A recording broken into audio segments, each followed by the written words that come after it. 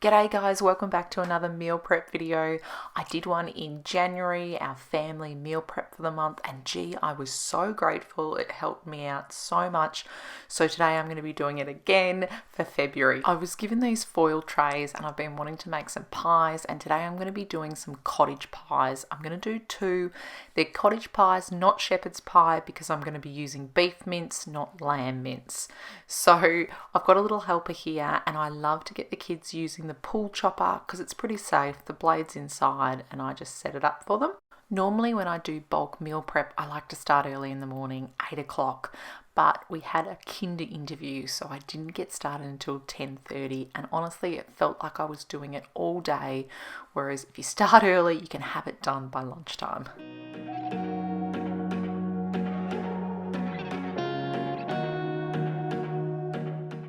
I've got all the recipes linked below. This was based off one I found on the internet because I just wanted to double check I was doing everything right to make it freezer safe. So I'm cutting up an onion, browning the mince, as well as then chopping up these white potatoes. I think there's so many benefits to getting kids helping in the kitchen, getting them interested in food. Both kids are really into it, as well as the fact that those onions have been chopped up while I've been doing the mince. Let me know in the comments below, do you make shepherd's pies or cottage pies? When I'm in the kitchen, I like to do things quickly. So if it needs boiling water, I'll just use the kettle and boil it rather than boiling it on the stove.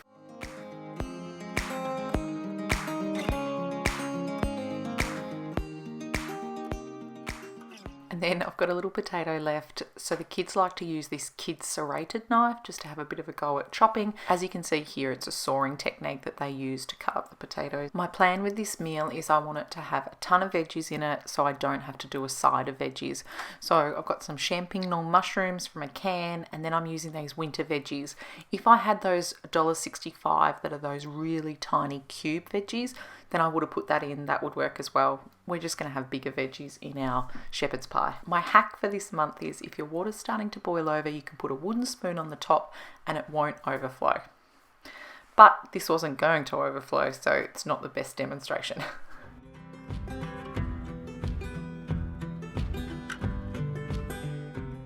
So for flavouring, I'm going to be adding in some Worcestershire sauce. I also was going to add in some gravy, but I didn't actually have gravy.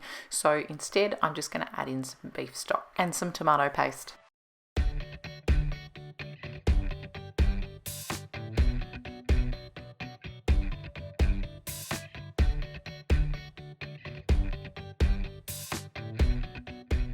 If I was making a bolognese sauce, I would use this tomato soup. So I'm just going to add that in as well. Herbs and spices wise, well, I've got the beef stock cube in there, so I'm just going to add a little bit of pepper, tiny bit of salt, and just taste it. I just kept tasting it until I was happy with how it tasted. Okay, next I'm doing some mashed potatoes. I would love to know in the comments what you put in your mashed potatoes. So I've got some butter and some milk. I'm not putting any cheese in today. But I was at a restaurant once talking to the chef, and he says he puts cream in his mashed potatoes, and it was so silky and creamy. We haven't had mashed potatoes for ages because the kids really haven't enjoyed the texture of mashed potatoes. They prefer chips in the air fryer. If these work out well, I'm already thinking next time I'm going to do some butter chicken pies, I reckon. Just make up the butter chicken kind of mixture that I'd use and then put some puff pastry over the top. I'm not going to be using the grater today. I'm just going to use this vegetable peeler to get some cheese pieces to put on top. And as you can see, they're melting. I'm not going to put it in the oven or anything. Leave it to cool, and then I'm going to freeze it. And then when I'm going to eat it, I'm going to get it out the day before, put it in the fridge, get it completely thawed, and then put it in the oven at 180 degrees for 40 minutes. So I don't have to remember, I'm just going to write that on the top so I can clearly see it, or someone else can if they grab it out for a meal at our home.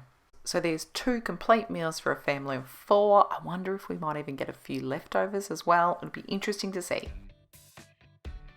Next I'm going to be making a banana cake as well as some choc chip bickies. Now I was going to do pumpkin puffs, but I had a special request for choc chip cookies, so that's what I'm going to do.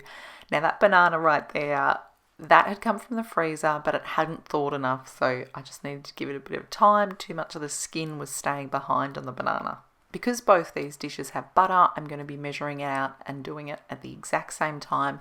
Now, this banana cake I've shared before, and it is a bit of a favourite. I've even had you guys ask on Instagram for the recipe, and you've made it yourself. So that is definitely linked down below. It is a great recipe, and we just alter the amount of sugar.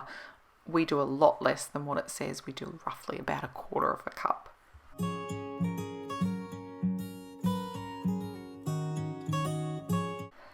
Super cute here. Brown sugar is a favourite in our house. I didn't realise until I was editing this how much was actually eaten.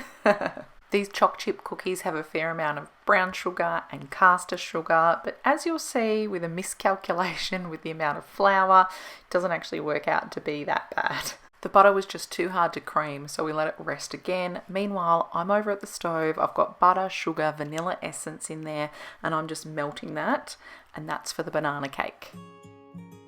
We recently got this coffee machine, and so I really need a coffee right now, but I've got no time to froth the milk, so I'm just pouring in some full cream milk. And then back to this frozen banana. I'm going to do it off camera. It is just gross. It is that squishy.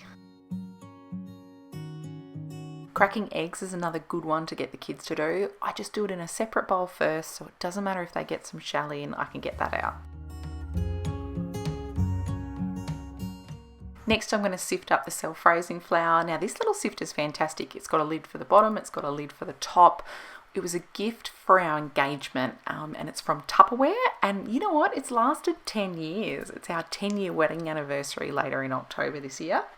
The great thing about this banana cake is it is really moist. It's a really moist cake. As you can see, I'm adding a little bit of milk there and then just mix it all together. So I shared this last time with the baking paper so that it'll stay in place. I just scrunch it all up and then put it in.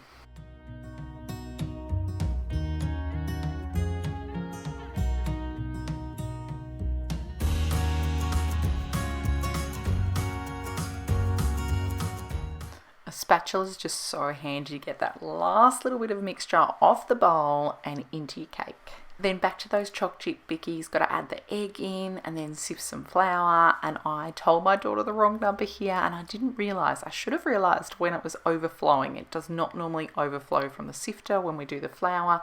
So there was 5 half cups instead of 3, and so it got really dry. So I melted some more butter, added that in. No one seemed to mind. The choc chip bickies all got eaten. I've left this in here not to show that I'm a great cook, but just to show that mistakes happen in the kitchen, and you can just roll with it. Add a bit more butter, add a bit more flour if it's too wet. The key with the choc chip bickies is to have some chocolate, and as long as it's got chocolate on there, the kids are going to eat it. So while I'm melting some butter, I'm going to get the next bulk lot of beef mince in, and this is going to be a taco mixture. We genuinely love tacos, burritos. We've even used this mince with pasta. We're going to be using these Panna organic chocolate pieces.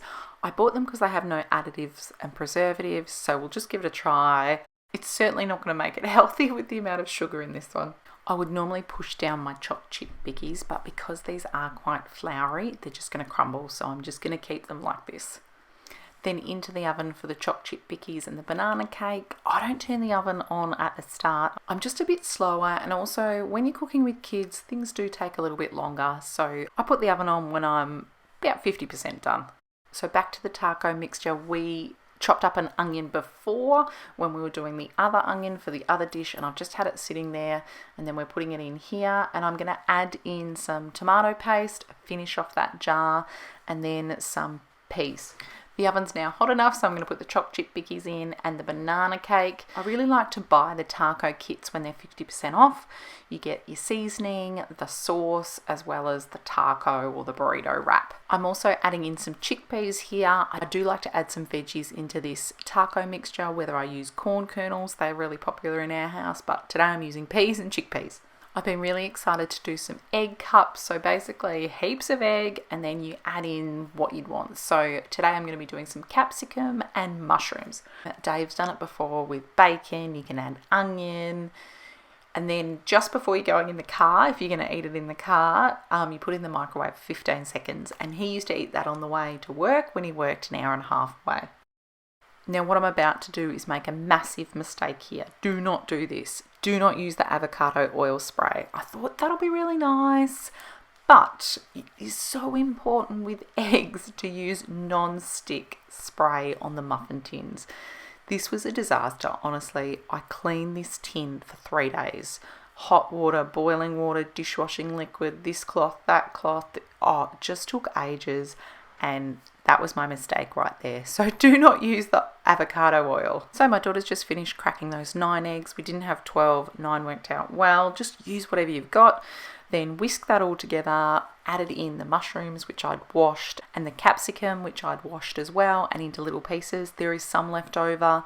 Dave and I are going to have this as part of our dinner tonight. Just to minimise waste, we're going to be having that capsicum straight away so it doesn't dry out too much. Now this turned out to be a really unpopular dish with the kids. They wouldn't eat it, so I ended up eating the majority of them. Dave had some as well, but it was good protein for morning tea. I didn't freeze them. Do you freeze them when you make them at your house?